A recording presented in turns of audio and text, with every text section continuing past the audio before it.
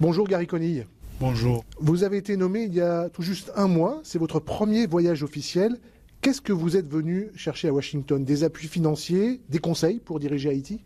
Nommé depuis un mois, mais installé, ça fait à peu près 2 semaines, et j'ai un gouvernement, ça fait un peu plus d'une semaine et demie à peu près. La démarche de Washington rentre dans le cadre d'un effort que nous sommes en train de faire pour regalvaniser dans une certaine mesure la communauté internationale autour du dossier haïtien. Pour rappeler la situation d'Haïti, où 80% du territoire de la zone métropolitaine est contrôlé par le gang, où la moitié de la population est en insuffisance alimentaire, où nous avons des problèmes qui sont très très sérieux.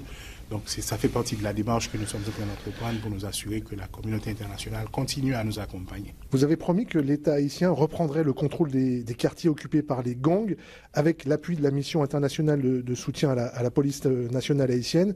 Il y a un premier contingent de policiers kényans qui est arrivé la semaine dernière à Port-au-Prince.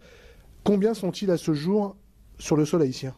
Il y a à peu près 200, un peu plus que 200 dans le premier contingent, et on s'attend à ce que dans les prochaines semaines, ce chiffre augmente de manière significative. Oui, car 2500 policiers de la force internationale doivent arriver à terme. Quand est-ce qu'elle sera au complet ? C'est un processus qui est en cours. Je préfère ne pas parler de date exacte, mais ce que je peux vous dire, c'est que les partenaires haïtiens sont très engagés et sont en train de prendre toutes les dispositions pour que ça se fasse le plus rapidement que possible. Oui, il y a des problèmes logistiques, des problèmes de logement notamment pour ces policiers kényans. Ce genre d'opération en général, il y a toujours énormément de choses que nous devons résoudre, mais ce que moi j'ai vu et ce qu'on a compris dans les conversations que nous avons avec nos partenaires, c'est qu'ils comprennent bien l'urgence et ils sont très engagés à pouvoir offrir le support et l'appui qu'il faut pour que ça se concrétise. Pour l'heure, ces policiers kényans notamment font quelques patrouilles, mais il n'y a pas d'opération d'envergure. Quand est-ce que cette force va commencer réellement à remplir ses missions ? La mission de cette force est évidemment d'accompagner la police nationale qui n'a jamais cessé de faire des opérations. Donc le lead dans la reprise de ces territoires qui sont aujourd'hui occupés par les gangs, ça sera toujours la police et l'armée d'Haïti.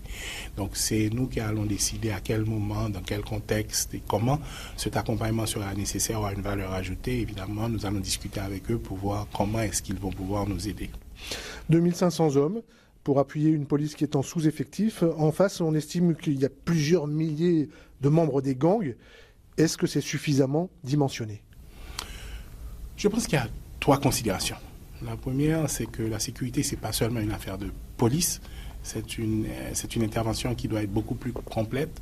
Et le succès de l'opération ne peut que se matérialiser. La pérennité de l'intervention ne pourra se matérialiser que lorsqu'on aura pleinement réconcilié la police avec la communauté. Donc nous, quand on envisage les efforts que nous sommes en train d'entreprendre, on a cette vision-là. Il nous faut vraiment renforcer la capacité de notre police. Et ce que ces contingents nous permettent de faire, c'est de nous appuyer en même temps que nous sommes en train de renforcer nos effectifs. On vient de graduer 455 policiers des forces spécialisées. On va continuer à le faire de manière systématique.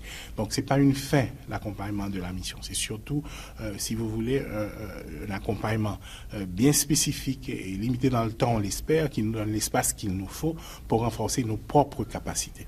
Est-ce que cette lenteur relative du déploiement de la mission internationale de soutien, est-ce que cette lenteur permet aux gangs de s'adapter, de voir comment s'adapter à la force qui va leur être opposée, tout simplement?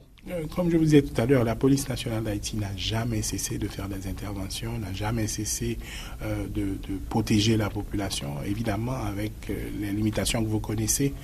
Et donc, en ce sens, probablement, oui, je présume que les gangs sont en train de se positionner. Mais ça, je ne sais pas. Hein. Mais ce que je veux dire pour sûr, c'est que quel que soit ce qu'ils sont en train de faire, je vous assure que dans un délai pas trop lointain, l'État reprendra le contrôle de tout le territoire national. Jimmy Cherizier, c'est un puissant chef de gang qu'on en appelle barbecue. Il a fait savoir qu'il était prêt au dialogue la semaine dernière. Est-ce que vos équipes ont des contacts avec lui ?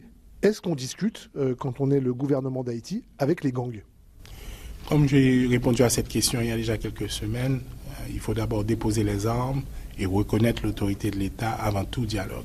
C'est ça la première démarche. Vous déposez les armes, vous reconnaissez l'autorité de l'État et ensuite on verra.